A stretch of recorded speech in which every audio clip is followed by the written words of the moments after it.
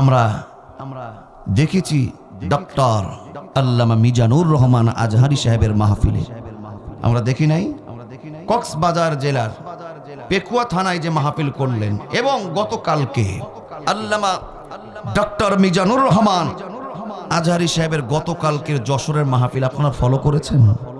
যুবক ভাইরা, তোমরা ইন্টারনেটে দেখো নাই? ইউটিউবে দেখো নাই?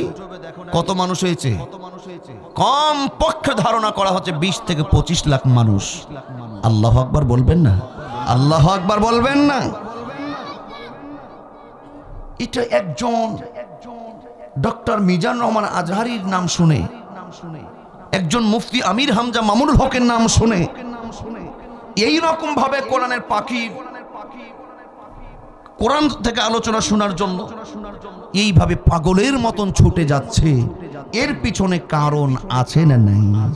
আর আওয়াজ দে বলুন। কোরআনের পক্ষে যারা থাকে, কোরআনের হক কথা যারা বলে, আল্লাহ পাক তাদেরকে এইভাবে সম্মানিত করে। কথা বলুন ঠিক না ব্যাটি? কোরআনের বিরোধিতা যারা করে, ইসলামের বিরোধিতা যারা করে, আল্লাহ পাক তাদেরকে শেখ হাসিনাকে যেইভাবে বেইজ্জতি করে দুনিয়া থেকে বিদায় করেছে, আল্লাহ পাক ইতিহাসে আরো সাক্ষী রেখেছে নমরুদ ফেরাউনকে এইভাবে অধপতন দিয়ে দুনিয়া থেকে বিদায় করেছে। আওয়াজ দিয়ে বলুন কথা ঠিক না ব্যাটি?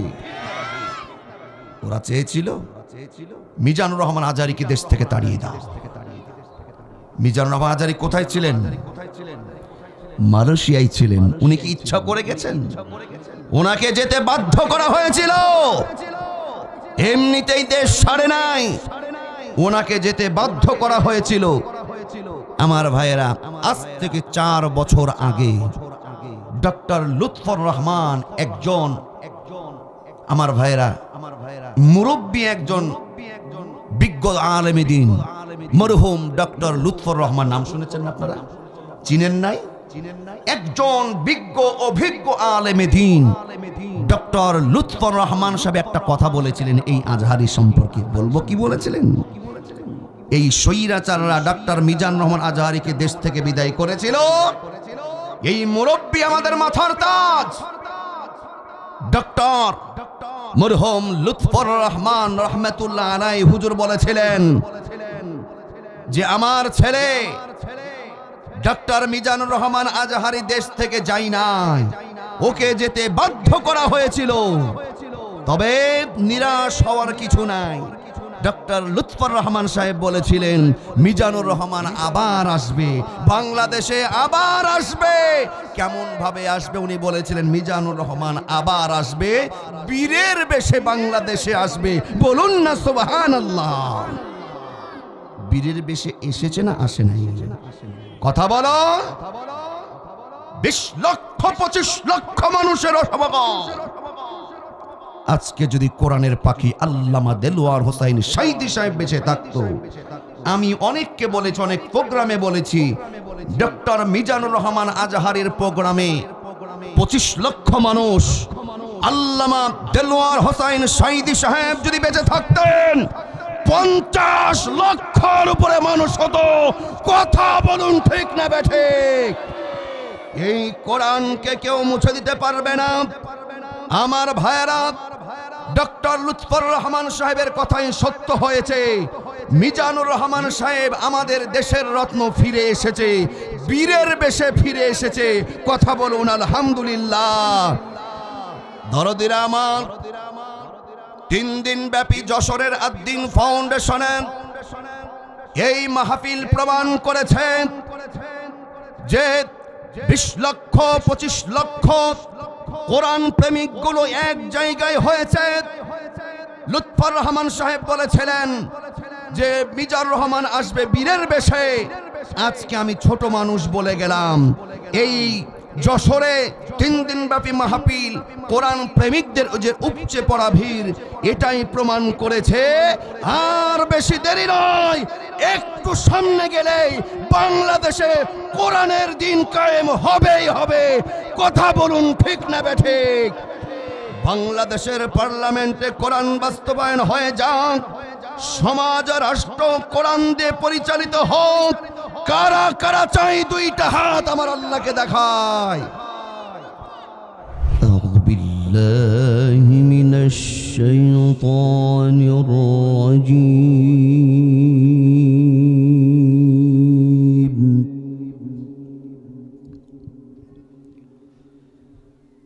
بسم الله الرحمن الرحيم.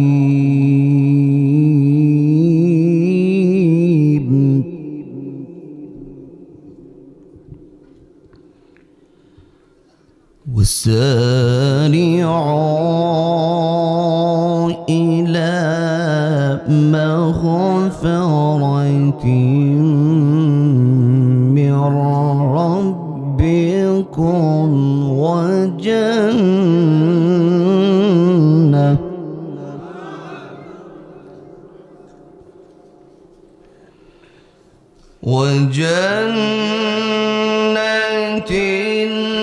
عرضها السماوات والأرض أعدت للمتقين.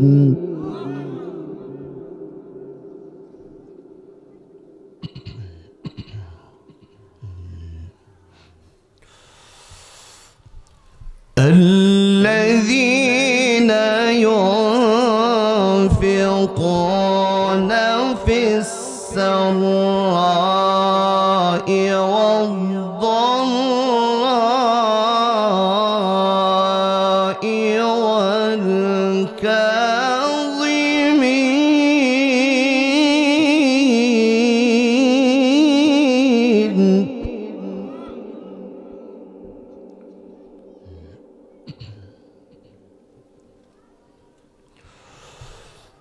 والكاظمين الغيظ والعافين عن الناس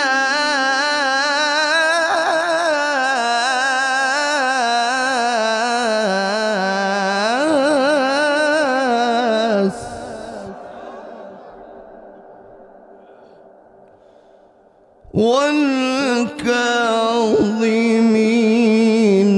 الغيظ والعافين عن الناس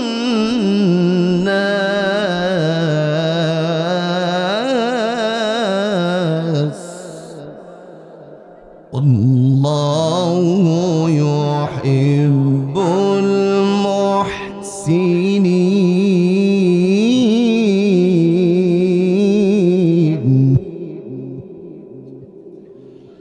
والذين إذا فعلوا فاحشة أو ظلموا أنفسهم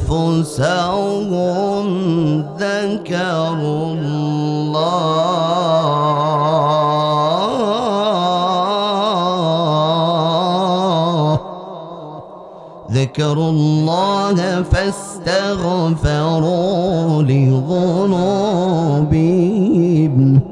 ومن يغفر الذنوب إلا الله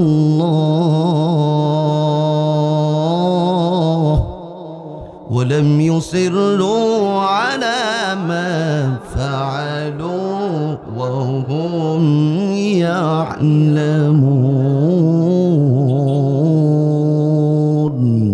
صدق الله العظيم.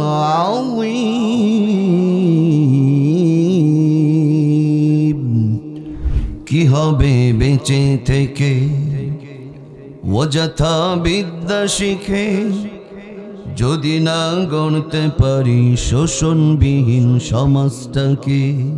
কি হবে বেঁচে থেকে, কি হবে বেঁচে থেকে অযথা বিদ্যা শিখে যদি না গড়তে পারি শোষণবিহীন সমাজটাকে? কি হবে বেঁচে থেকে?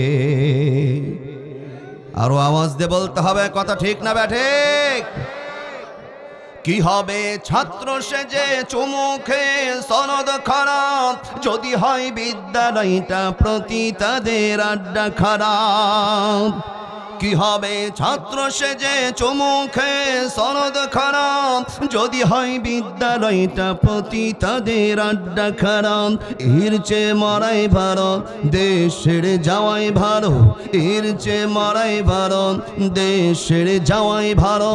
কি হবে ধোঁকা দিয়ে বিবেকটাকে, কি হবে বেঁচে থেকে অযথা বিদ্যা শিখে, যদি না গড়তে পারি শোষণবিহীন সমাজটাকে। কি হবে বেঁচে থেকে? কি হবে আলেম হয়ে ইমাম সেজে সমাজেতে, পারো যদি সত্য কথা উচ্চ স্বরে না বলিতে। কি হবে আলেম হয়ে ইমাম সেজে সমাজেতে, পারো যদি সত্য কথা উচ্চ স্বরে না বলিতে। চাকরির ভয় করো যদি ছেড়ে দাও ওই না গদি, কমিটির ভয় করো যদি ছেড়ে দাও ওই না গদি। কি হবে ধোঁকা দিয়ে আল্লাহকে, কি হবে বেঁচে থেকে অযথা বিদ্যা শেখে, যদি না গড়তে পারি শোষণবিহীন সমাজটাকে। কি হবে বেঁচে থেকে, কি হবে বেঁচে থেকে, কি হবে বেঁচে থেকে? আরো আওয়াজ দে বলো যুবক ভাইরা, কথা ঠিক না ব্যাঠে? এই বাংলাদেশে এমন অসংখ্য আলেম আমরা দেখেছি যারা স্বৈরাচারদের সঙ্গে বন্ধুত্ব স্থাপন করে আল্লামা মিজানুর রহমান আজহারীকে পরিকল্পিতভাবে দেশ থেকে বিতাড়িত করেছিল। শুধু তাই নয়, আমরা দেখেছি স্বৈরাচাররা যেমন করে বিভিন্ন দলের কর্মীদের উপরে নির্যাতন চালিয়েছে, সবচাইতে বাংলাদেশের আলেম ওলামাদের উপরে বেশি নির্যাতন চালিয়েছে। কথা বলুন ঠিক কিনা? ওই স্বৈরাচারদের সঙ্গে আলেম নামক কিছু জালেম যাদের সহযোগী হয়, যাদের দোসর হয়, কিছু আলেম সহযোগিতা করেছিল আমাদের কোরআনের পাখি আল্লামা দেলওয়ার হোসেন শহীদ সাহেবকে জেলখানায় আটকে রাখতে। কথা বলুন ঠিক কিনা? আমরা এখনো দেখছি ওই সমস্ত আলেম নামক জালেমগুলো আমাদের আল্লামা কোরআনের পাখিকে বিদায় করে ওরা ক্ষান্ত হয় নাই, সুযোগ পেয়েছে। আবার মিজানুর রহমান আজহারীর জনপ্রিয়তা দেখে ওদের গায়ে জ্বালা পোড়া শুরু হয়ে গেছে। যুবক ভাইরা, কথা বলুন ঠিক কিনা? ওই যুবকগুলোকে আমি দেখতে চাই। এই বগুড়া জেলার শেরপুর থানার কোরআন প্রেমিক যুবকগুলোকে আমরা দেখতে চাই। আল্লামা সাঈদী সাহেবকে খুন যারা করতে সহযোগিতা করেছে, ওই সমস্ত জালেম স্বৈরাচারদের সাথে আমরা নয়, আমরা কোরআনের পক্ষে কারা কারা থাকতে চাই। দুইটি হাত আল্লাহকে দেখাও।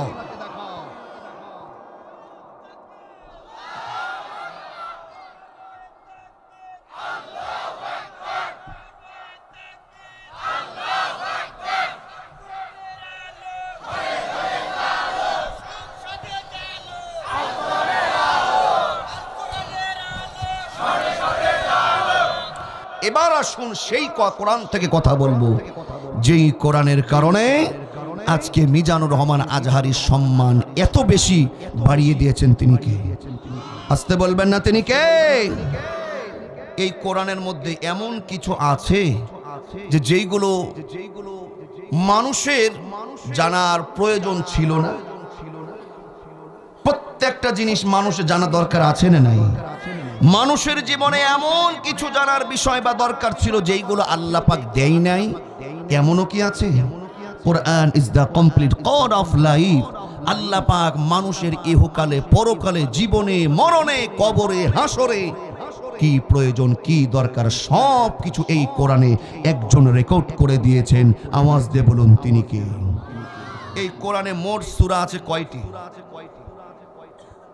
সবাই বললেন না কয়টি? 114টি। আমি 114টির মধ্যে ছোট্ট একটি সূরা কোরআনুল কারীমের সূরাতুল আলে ইমরান, খুবই ছোট আবার না, বড় সূরাদের মধ্যে কিন্তু একটি সূরা। তো সবচাইতে বড় সূরার নাম কি? সূরাতুল বাকারা। এই সূরাতুল আলে ইমরান 3 নম্বর সূরা। কয় নম্বর? 3 নম্বর সূরা থেকে আমি ছোট্ট 3টি আয়াত তেলাওয়াত করেছি। কয়টি? সূরা আলে ইমরানের 133, 34 এবং 135 নম্বর আয়াত। এই 3টি আয়াত থেকে সংক্ষিপ্ত কিছু কথা বলবো। ওমা তাওফীকি ইল্লা বিল্লাহ। আমার ভাইয়েরা খেয়াল করুন, আল্লাহ সুবহানাহু ওয়া তাআলা কোরআনুল কারীমের 3 নম্বর সূরা সূরাতুল আলে ইমরানের 133 নম্বর আয়াতে আল্লাহ বলেন, ওয়াসারিউ ইলা মাগফিরাতিন মির রাব্বিকুম وجنة عرضها السماوات والأرض أعدت للمتقين।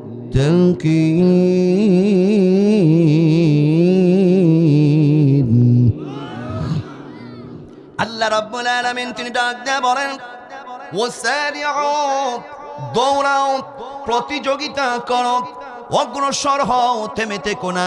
প্রতিযোগিতা মানে আমরা বুঝি কি, কে কার আগে যেতে পারে, এর নাম প্রতিযোগিতা।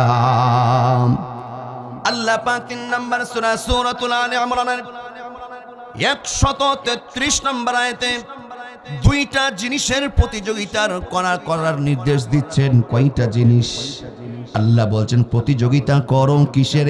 1 নম্বর হলো ইলা মাগফিরাতিন মির রাব্বিকুম। চিৎকার করে বলুন আল্লাহু আকবার। আল্লাহ 1 নম্বর বলছেন ইলা মাগফিরাতিন মির রাব্বিকুম, তোমার রবের ক্ষমার প্রতিযোগিতা করো। বলুন না সুবহানাল্লাহ। আরো আওয়াজ দিয়ে বলুন সুবহানাল্লাহ। ক্ষমার প্রতিযোগিতা করতে বলছেন কে? কাদেরকে বলছেন? সবাই বললেন না। কাদেরকে? আমাদেরকে। কাদেরকে? ক্ষমার প্রতিযোগিতা তার মানে হলো ক্ষমার দরকার আছে তাদের, জীবনে অন্যায় অপরাধ ভুল আছে যাদের। এখন বলুন আমাদের জীবনে ভুল আছে না নাই? আমাদের জীবনে ভুল আছে না নাই?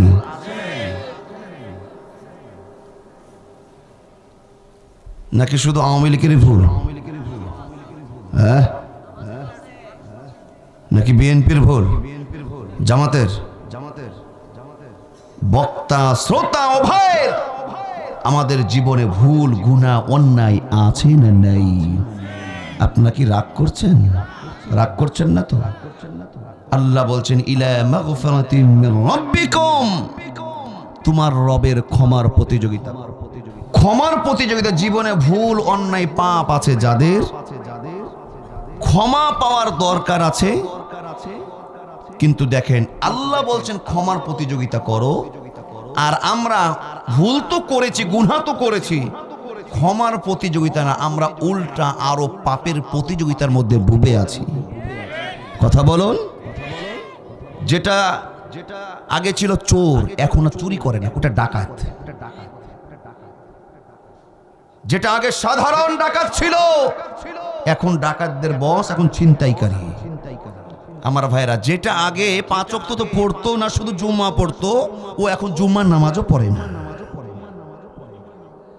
আমার ভাইরা, আমি বলতে চাচ্ছি বক্তা শ্রোতা প্রত্যেকের জীবনে ভুল আছে, অন্যায় আছে, পাপ আছে।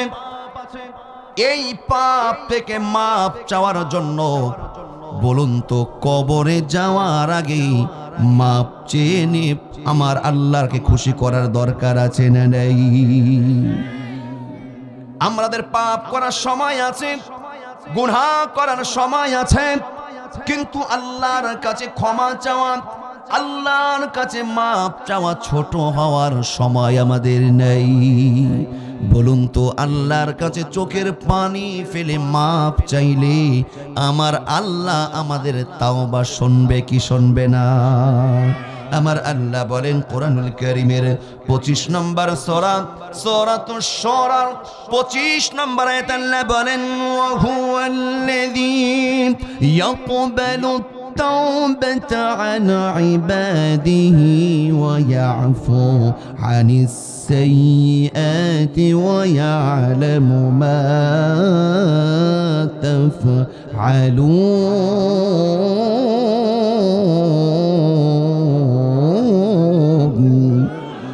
আমার আল্লাহ বলেন আমি রব, আমি তাদের আল্লাহ। আল্লাহ বলছেন আমি বান্দাদের তাওবা শুনি, আমি তাদের তাওবা শুনি এবং বান্দাদের তাওবা আমি আল্লাহ কবুল করে থাকি। এবং বান্দা, তোমার জীবনের ভালো মন্দ সমস্ত আমল সম্পর্কে সবচাইতে একজন বেশি ভালো জ্ঞান রাখে। আওয়াজ দে বলুন তিনি কে? কোনো সন্দেহ আছে? আপনি আমি যেই নেক আমল করেছি, পৃথিবীর মধ্যে 2 জন ব্যক্তি সবচাইতে ভালো জানে। কয়জন? কয়জন? এতদিন জানতেন 1 জন, আজকে জানবেন 2 জন। নতুন কথা নাকি? বলবো কে কে? আপনার আমার ভালো মন্দ ভাই আমল সম্পর্কে 2 জন ব্যক্তি সবচাইতে ভালো জানেন। আল্লাহ বলেন ওয়া ইয়ালামু মা তাফআলুন। 1 নম্বর হলো আমার ভাইয়েরা, আপনি আমি যত ভালো কাজ করেছি, নেক আমল করেছি, যত গুনাহ করেছি, পাপ করেছি, আপনার আমার ভালো মন্দ ছোট বড় অন্যায় গুনাহ ভালো আমল সম্পর্কে একজন বেশি ভালো জানে, তিনি কে? 1 নম্বর হলো আল্লাহ। এবার 2 নম্বর কে? 2 নম্বর কে? শোনেন আমার ভাইরা, 2 নম্বর হলো আওয়ামী লীগের প্রেসিডেন্ট। উনি কত ভালো মানুষ না মন্দ মানুষ 100% কিন্তু ওনার কর্মীরা জানে না। কর্মীরা কেমন, প্রেসিডেন্ট কিন্তু জানে না। বিএনপি প্রেসিডেন্ট উনি কেমন ভালো, কত আমল আছে, মন্দ কত আমল আছে, কর্মীরা কিন্তু 100% জানে না। এবং কর্মীরা কেমন প্রেসিডেন্ট কিন্তু জানে না। জামাতের নেতার 100% আরো ভালো কত আমল আছে না, খারাপ কোন ব্যাধি আছে 100% কোন কর্মী জানে না। কর্মীদের খবরও কিন্তু 100% আমির সাহেব জানে না। কথা বলুন ঠিক কিনা? আওয়াজ দে বলুন। তুমি তো বড় বড় দাবি করো পীর সাহেব, তুমি দাবি করো পীর জাদা, আসলে তুমি পীর জাদা না হারাম জাদা, এটা একজন সব চাইতে বেশি ভালো জানে, সে হলো নিজে। আমি কত অন্যায় করেছি, কত পাপ করেছি আমার লিডার জানে না। আমি কত গুনাহ করেছি আমার স্ত্রী জানে না। আমি কত অন্যায় করেছি 100% আমার পিতামাতা জানে না। আপনার আমার আমল সম্পর্কে একমাত্র আল্লাহ বেশি ভালো জানে। আর 2 নম্বর হলো পৃথিবীর কেউ জানুক আর না জানুক, আমি নিজে সব চাইতে ভালো জানি। কথা ঠিক কিনা? পৃথিবী না জানুক আমি তো জানি, আমি কি পাপ করেছি, হায় আমার পাপের করলে বিচার, বাঁচার আমার নাই উপায়। দয়াময় তুমি মাফ করো আমায়, মাফ করো আমায়। দয়াময় তুমি মাফ করো আমায়, মাফ করো আমায়। পৃথিবী না জানো আমি তো জানি। কথা বলুন ঠিক না ব্যাটি? তাহলে যদি পাপ হয়ে থাকে, আল্লাহ বলছেন ইলা মাগফিরাতিন মির রাব্বিকুম, এইখানে মুফাসসিরিন ইকরামরা ক্ষমার বিষয়ে যেই বিষয় কথাগুলো বেশি এসেছে, 1 নম্বর হলো ক্ষমা চাইতে হবে কার কাছে? তাহলে আল্লাহর কাছে ক্ষমা চাই, তবে এই জন্য এমন আমল বেশি বেশি করা আমার আল্লাহ যেন খুশি হয়। এক নম্বর কি, নেক আমলগুলো, ভালো আমলগুলো খারাপগুলো ঝুড়ে ফেলে দিয়ে নেক আমল, ভালো আমল বেশি করা। কাকে খুশি করার জন্য? বেশি আমল করব, শুধু হুজুর নামাজ পড়বো না। এটা কি? ওয়াজ মাহফিল করব, আজহারের মাহফিল শুনবো, নামাজ পড়বো না, আর পিতা মাতাকে একটু শুধু ভাত দিব না, এতটুকু। পিতা মাতার খেদমত করা দরকার আছে না নাই? 5 ওয়াক্ত নামাজ পড়া দরকার আছে না নাই? আর জীবনে যত ভুল হয়েছে, শুধু নেক আমল করলে, শুধু ভালো আমল করলে জান্নাতি কেউ কখনো হতে পারবে না। দরদিন আমার, আল্লাহর নবী বলছেন আমল দিয়ে কেউ কখনো জান্নাতে যেতে পারবে না। জান্নাতে যেতে হলে আল্লাহর ক্ষমা আমাদের দরকার আছে না নাই? দরদিরা আমার শুনুন, আল্লাহর নবী, বিশ্ব নবী তাওবার বিষয়ে, গুনার বিষয়ে কতটা সতর্ক ছিলেন।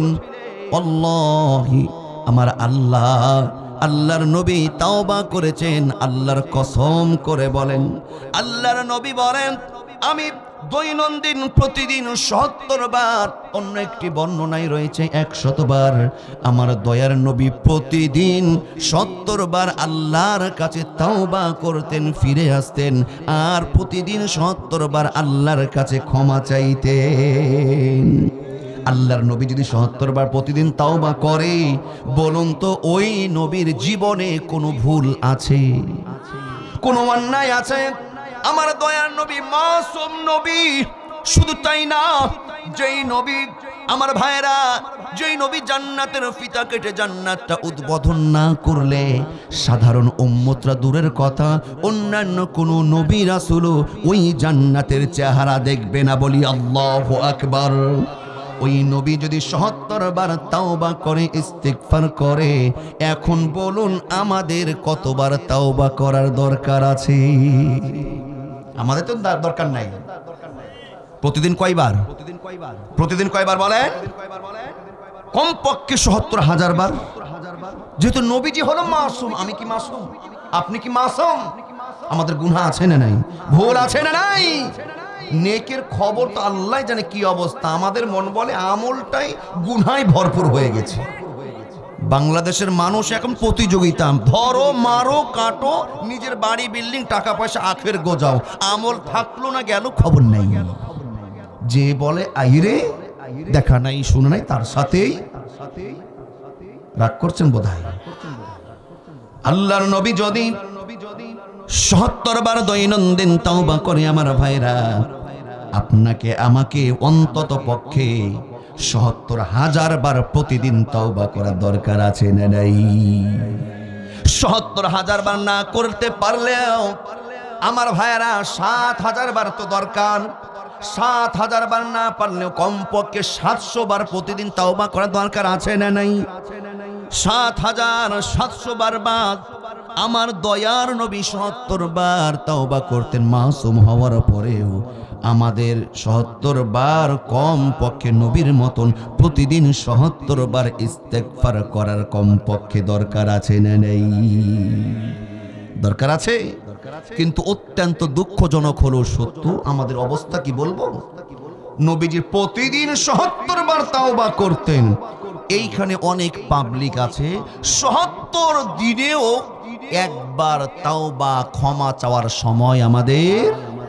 আওয়াজ দে বলুন। আমার ভাইয়েরা শুনুন, আপনার জীবনের শুরু থেকে আজকে পর্যন্ত আপনি লক্ষ্য করে দেখেন, প্রত্যেকের জীবনে আমলের মধ্যে ভুলে ভরপুর। তারপরেও আমার আল্লাহ তিনি কোরআনুল কারীমে তিনি বলেন, কুল ইয়া ইবাদিয়াল্লাযীনা আসরাফু আলা আনফুসিহিম লা তাকনাতু মির রাহমাতিল্লাহ ইন্নাল্লাহা ইয়াগফিরুয যুনুবা জামিআ ইন্নাহু হুয়াল গফুরুর রহিম। আপনি পাপ করছেন, গুনাহ করছেন, জুলুম করছেন, অন্যায় করছেন, আল্লাহ তারপরেও বলে নাই ও পাপী ও জুলুমকারী, আল্লাহ বলছেন ইবাদিয়াল্লাযীনা আসরাফু, ও আমার বান্দা তোমরা যারা নিজেদের নফসের উপরে জুলুম করেছো, পাপ করেছো, অন্যায় করেছো, তোমরা লা তাকনাতু মির রাহমাতিল্লাহ, আমার রহমত থেকে নিরাশ হয়ে যেও না। আমি আল্লাহর কাছে ফিরে আসো, ক্ষমা চাও, আমি আল্লাহ তোমার জীবনের সমস্ত পাপগুলোকে মাফ করে দিব। সুবহানাল্লাহ বলেন। এবার বলুন, খাঁটি তাওবা আমাদের দরকার আছে না নেই? আওয়াজ দিয়ে বলুন। তবে তাওবা সবাই করবে, সবার তাওবা আল্লাহর কাছে কবুল হবে? সবার তাওবা কবুল হবে? তাওবা কবুল হওয়ার জন্য কিছু কোয়ালিটি, কিছু শর্ত আছে না নেই? আপনারা কি জানেন ফেরাউন কিন্তু তাওবা করেছিল? ফেরাউন তাওবা করে নাই? কখন তাওবা করেছিল? যখন দেখছে টাইম ইজ অফ, সময় শেষ, এখন দেখছে আর কোনো কিছু নাই, আমার পাশে যারা ছিল, আমার নেতা, তোমার নেতা, সব গুন্ডা বাহিনী তো শেষ। ফেরাউন সাগরের পানি পান করতে করতে দরদির আমার এমন পরিস্থিতি হয়েছে, এই ফেরাউন সাগরের পানি পান করতে করতে যখন দেখছে যে পেটটা পটকা মাছের মতন হয়ে গেছে, আমার তো সব শেষ, এখন একজনই বাঁচাতে পারে, তিনি কে? এই বদমাইশ বলছে যে আনা মিনাল মুসলিমিন, আমি হলাম মুসলমানদের একজন, আমি হলাম মুসলমানদের। আল্লাহ বলছে আল আন, এখন ওয়াকাদ আসাইতা ক্বাবলু ওয়া কুনতা মিনাল মুফসিদিন, কিসের তুই মুসলমান? তুই তো হলো সবচাইতে বড় সন্ত্রাসী। কথা বলুন ঠিক কিনা? আওয়াজ দিয়ে বলুন। ফেরাউনের তাওবা কবুল হয়েছিল? তাওবা কবুল হয়েছিল? তাওবা কবুল হয় নাই, তাওবা কবুল হয় না। এই স্বৈরাচার ফেরাউন যদি সাগরে নামার আগে যদি ফিরে আসতো, তাওবা করত, আল্লাহর কাছে স্যালেন্ডার হতো, বলুন তো আল্লাহ পাক ওনাকে ক্ষমা করত কি করত না? বুঝেন নাই? করত না? কিন্তু আমাদের দেশের স্বৈরাচার, এই যে কত বড় স্বৈরাচার রে বাপ, এই বদমাইশ দেশ থেকে পালিয়েছে, কত বড় নির্লজ্জ হলো এই কথা বলতে পারে, এখনো বলে যে চট করে ঢুকে যাবে, আরে চট করে ঢুকে যাবে, আর বসে থেকে আমরা মুয়া চুষবো নাকি? আমিও চাই তুমি চট করে ঢুকে পড়ো, আর তোমাকে ধরে আমরা ফট করে আয়না ঘরে ঢুকিয়ে দেব। এত নির্যাতন করেছে, নির্লজ্জর কোথায় পৌঁছালে?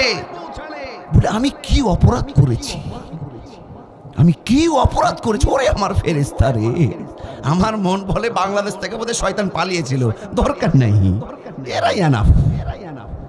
বলে নাই যে আমি কি করেছি, আমি কি অন্যায় করেছি। আরে তুই কি অন্যায় করিস নাই সেটা বল। কথা বলুন ঠিক না বেঠে? ওনারা একাই দেশের নাগরিক, বিএনপির ভাইরা দেশের নাগরিক না। জামাতদের তো কথাই মুখে নেওয়া যাবে না। টুপিওয়ালা এক জায়গায় দেখলে, দাড়িওয়ালা এক জায়গায় দেখলে, আমাদের পাশ থেকে সাধারণ মানুষ দূরে সরে যেত। জানেন এই দুঃখ আর আফসোস কাকে দেখাবো? এমন ভাবে টুপিওয়ালা দাড়িওয়ালা হুজুরদেরকে, জামাতের লোকদেরকে দেখলে যে হটে যেত, যে মনে হয় যে আমাদের গায়ে বোধহয় ময়লা আছে। তার কারণ ওখানে বসলে ওকেও জামাত বানিয়ে দিবে, ওকেও বিএনপি বানিয়ে দিবে, ওকে ধরে মারবে, কাটবে। এই জন্য সাধারণ মানুষও দূরে চলে যেত। কথা বলুন ঠিক না ব্যাঠি? তুমি কি করো নাই? জামাত বিএনপির অসংখ্য ভাইরা মাসের পর মাস পরিবারের কাছে বাড়িতে থাকতে পারে নাই। আমার ভাইরা খেত খামারে, আমার ভাইরা মাঠের মধ্যে আকাশের নিচে ঘুমিয়ে রাত পার করেছে। কথা বলুন ঠিক না ব্যাঠি? তুমি আবার বলো আমি কি করেছি? আমার কলিজার টুকরা সন্তানদেরকে তুমি আকাশ থেকে হেলিকপ্টার দিয়ে তুমি গুলি করে সন্তানদেরকে মেরেছো, বলি নাউজুবিল্লাহ। তুমি কি করো নাই? বাংলাদেশের জনগণ ভোলে নাই 2005 সালে আমার ভাইয়েরা পিলখানায় যে হত্যা সংগঠিত করেছিল, বাংলাদেশের এই রক্তক্ষরণ হৃদয় থেকে এখনো মুছে যায় নাই। তুমি কি করো নাই 2013 সালে 5 মে শাপলা চত্বরে রক্তের হুলি বইয়ে দিয়েছিলে, বাংলাদেশের মুসলমান এখনো ভুলে নাই। আওয়াজ দিয়ে বলুন কথা ঠিক না বেঠে? এখনো বলে যে আমরা আছি, আমরা হারিয়ে যাই নাই, বলে নাই? আপনারা কি রাগ করছেন? রাগ করছেন? আমার ভাইয়ারা শুনুন, গভীর মনোযোগ দেবেন। তাওবা সবার কবুল হয় না। তাওবা কবুল হওয়ার 5টি শর্ত রয়েছে। কয়টি? আরো আওয়াজ দিয়ে বলুন কয়টি? আমি কি বলবো? এই 5টা শর্ত ব্যতীত কোন মানুষ যদি তাওবা করে, তার তাওবা আল্লাহর কাছে কখনো কবুল হবে না। 1 নম্বর শর্তকে শুনুন। তাওবা কবুলের 1 নম্বর শর্ত হলো, আমার ভাইরা, তাওবা তো আমরা বুঝি, খালি বলি যে আস্তাগফিরুল্লাহ আস্তাগফিরুল্লাহ, এর নাম তাওবা। আপনি দোকানে বসে বলছেন আস্তাগফিরুল্লাহ আস্তাগফিরুল্লাহ, আর ওজনে কম দিচ্ছেন, তাওবা হলো? মুখে এত বড় বড় দাড়ি, বাংলাদেশে কয়েকটা বাড়ি, আপনি নামাজ পড়েন, তাহাজ্জুদ পড়েন, আর আস্তাগফিরুল্লাহ আস্তাগফিরুল্লাহ করেন, আর আপনার অফিসে আদালতে আমার ভাইয়েরা মিথ্যা ফাইল সই করে কোটি কোটি টাকা দিয়ে আপনি বেগম পাড়ায় আপনি বাড়ি বানান, বিল্ডিং বানান। বলুন তো এই রকম তাওবা কি আল্লাহর কাছে কবুল হবে? তাওবা কবুলের শর্ত কয়টি? 1 নম্বর হলো তাওবা কবুলের শর্ত, 1 নম্বর হলো ফিরে আসা। তাওবার বাংলা হলো ফিরে আসা। 2 নম্বর হলো দনদিরা আমার অনুতপ্ত হওয়া। আপনি যে পাপ করেছেন, গুনাহ করেছেন, অন্যায় করেছো, যুবক ভাইরা, পিতামাতার সঙ্গে খারাপ ব্যবহার করেছো, নামাজ কাজা করেছো, চুরি করেছো, বাটপারি করেছো, জীবনে যত অন্যায় অপরাধ করেছো, এই অপরাধের জন্য অনুতপ্ত হতে হবে, লজ্জিত হতে হবে। বলুন তো কার কাছে? কিন্তু নির্লজ্জদেরকে এখন আমরা দেখি, এত গুনাহ করার পর একটু ছোট নত এখনো বুক ফুলিয়ে বলে আমরা। কথা বলুন ঠিক না বেঠে? তাওবা কবুলের 2 নম্বর শর্ত হলো অনুতপ্ত হতে হবে কার কাছে? আরো জোরে, জোর হলো না। লজ্জিত হতে হবে আল্লাহর কাছে। বান্দা যদি লজ্জিত হয়, স্যালেন্ডার্ড হয় আল্লাহর কাছে, আমার আল্লাহ ওই বান্দাকে ছোট করে না, তার মান শান মর্যাদা আল্লাহ বাড়িয়ে দেয়। বলি সুবহানাল্লাহ। এবার আসুন 3 নম্বর তাওবা কবুলের শর্ত হলো, আমার ভাইরা, যেই পাপের জন্য আপনি যে গুনার জন্য ক্ষমা চাচ্ছেন কার কাছে? 3 নম্বর শর্ত হলো, যখন আপনি তাওবা করবেন ওই মুহূর্তেই ওই পাপটাকে একেবারে ছেড়ে দিতে হবে। তাওবা কবুলের 4 নম্বর শর্ত হলো, 4 নম্বর শর্ত আপনাকে মানতে হবে, না হলে তাওবা কবুল হবে না। 4 নম্বর শর্ত হলো, আপনি যে ভুলের জন্য আল্লাহর কাছে ক্ষমা চাচ্ছেন, ঘুষ খেয়েছি আর খাবো, নামাজ কাজা করেছে আর করব, পিতা মাতার সঙ্গে দুর্ব্যবহার করেছে আর করব।